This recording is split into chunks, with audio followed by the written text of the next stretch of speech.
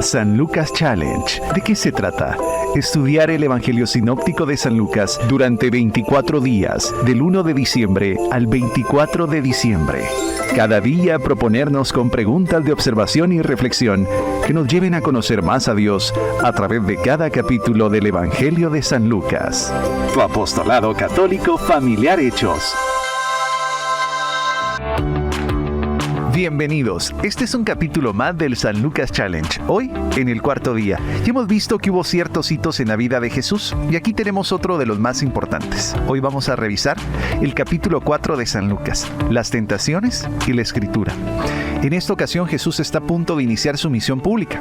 El pasaje de la tentación nos presenta a Jesús eligiendo de una vez para siempre el método con el que se proponía ganar a los hombres para Dios. Le vemos rechazando el camino del poder y la gloria y aceptando el camino del sufrimiento y de la cruz. Antes de entrar a considerar este relato en detalle, hay dos puntos que tenemos que señalar. Uno, esta es una más sagrada de las historias evangélicas porque no puede proceder sino de los labios del mismo Jesús. Dos, ya en este momento Jesús debe de haber sido consciente de poseer poderes extraordinarios.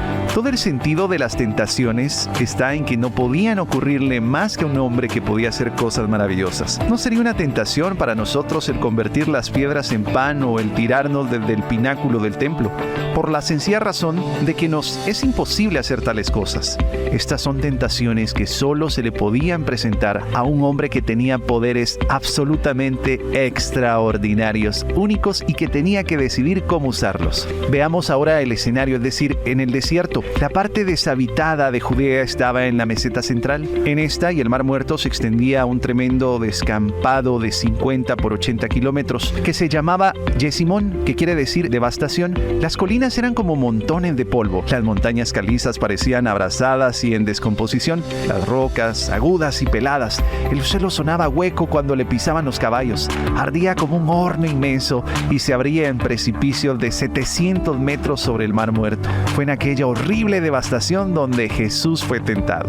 Jesús se retiró conscientemente a este lugar solitario y pasó 40 días debatiéndose con el problema de cómo ganar a los hombres para Dios. Fue una batalla larga que no terminó hasta en la cruz, porque el relato termina diciéndonos que el tentador dejó a Jesús por algún tiempo. La primera tentación era convertir las piedras en pan. Este desierto no estaba cubierto de arena, sino de piedras y cantos que parecían panes. El tentador estaba sugiriéndole a Jesús que usara sus poderes a su favor, pero Jesús reaccionó al ataque con las palabras que está en Deuteronomio capítulo 8, versículo 3. El hombre dijo, nunca encontrará la vida en las cosas materiales. La tarea del Evangelio no consiste en solucionar los problemas materiales, aunque el peso y la voz de la Iglesia deben estar detrás de todos los esfuerzos para hacerles la vida mejor a los hombres. Su verdadera tarea es producir hombres nuevos. Primero en Galilea, San Lucas capítulo 4 del versículo 14 al 15. Tan pronto como salió Jesús del desierto, tuvo que tomar otra decisión importante. Había escogido de una vez para siempre el método que iba a seguir y ahora tenía que decidir dónde empezar. Y empezó en Galilea. Galilea era la región del norte de Palestina, como de 80 kilómetros de norte a sur y de 40 de este a oeste. El nombre quiere decir círculo y viene del hebreo Galil. Se llamaba así porque estaba rodeada de naciones no judías. Precisamente por eso se hacían sentir allí nuevas influencias. Era la parte más emprendedora y menos conservadora de Palestina y tenía una gran densidad de población. Esa fue la tierra en la que empezó Jesús. Era su propia tierra y le dio por lo menos al principio una audiencia dispuesta a escucharle y por supuesto enardecerse con su mensaje. Pero los problemas surgen y vienen los problemas en Nazaret. San Lucas capítulo 4 del versículo 16 al 30. Una de las primeras visitas de Jesús fue a su pueblo de Nazaret. No era una aldea sino una metrópolis, que quería decir un pueblo o ciudad, y es muy posible que tuviera más de 20,000 habitantes. Estaba edificada en una pequeña meseta de las colinas que hay en las laderas más bajas de Galilea, ya cerca de la llanura de Jezreel. Pero un chico no tenía más que subir a la cima de la colina que coronaba el pueblo para contemplar un maravilloso panorama de muchos y muchos kilómetros a la redonda. Desde allí la historia de Israel se despliega ante los ojos del observador. Ahí estaba la llanura de Esdrelón, en la que pelearon Débora y Barak, donde Gedeón ganó sus victorias, donde Saúl se había hundido en el desastre y Josías había muerto en la batalla. Allí había estado la viña de Nabot y el lugar en que Jehú había matado a Jezabel. Allí estaba Sunem, donde había vivido Eliseo. Allí estaba el Carmelo, donde Elías había peleado su batalla épica con los profetas de Baal.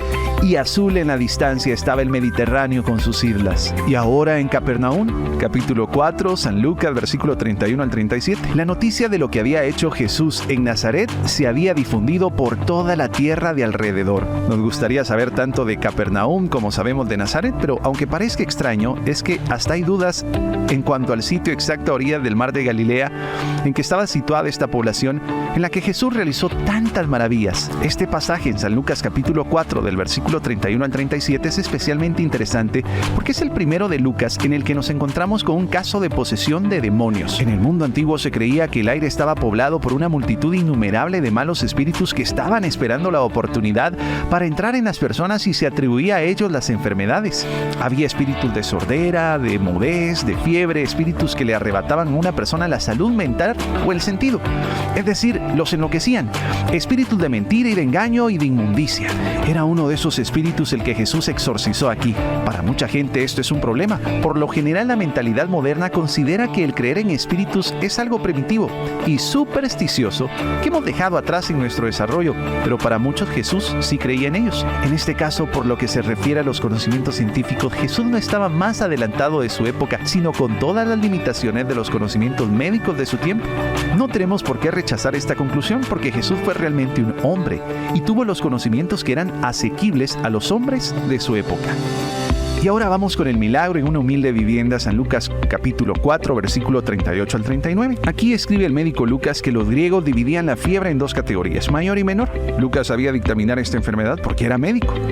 Y hay tres grandes verdades en esta breve incidente. Uno, Jesús estaba siempre dispuesto a servir. Acababa de salir de la sinagoga. Los predicadores sabrán cómo se sienten después de una actividad. Uno se encuentra agotado, necesita descansar. Lo último que desea es encontrarse con mucha gente que venga a pedirle más esfuerzo. No digamos nuestros hermanos y nuestros padres sacerdotes. Pero Jesús no había hecho más que salir de la sinagoga y entrar en casa de Simón cuando se vio asaltado por el grito insistente de la necesidad humana.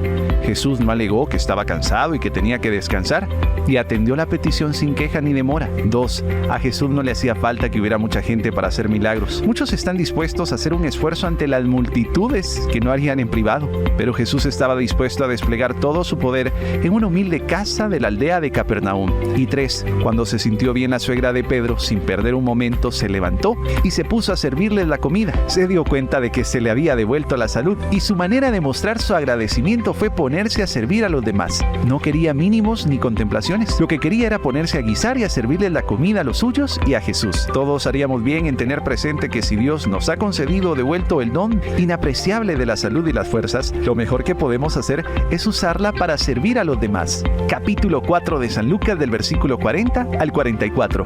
Las multitudes y el reino de Dios. Lucas nos cuenta que de madrugada Jesús salió para estar a solas con Dios. Podía responder a las insistentes necesidades humanas gracias a que antes buscaba la compañía de Dios, pero Jesús no dijo ni una palabra de queja o resentimiento cuando la gente invadió su soledad. La oración es algo muy importante, pero en última instancia la necesidad humana lo es más, porque la oración no nos debe aislar del clamor de los necesitados, sino prepararnos para ayudarles. Mañana vamos a continuar con el San Lucas Challenge, observando y estudiando el capítulo 5 de San Lucas. Y hoy creo que el mejor ejemplo y la mejor tarea es meditar que gracias a la bendición de Dios, la mejor manera de devolverle es sirviendo a los demás. Tu apostolado católico familiar Hechos.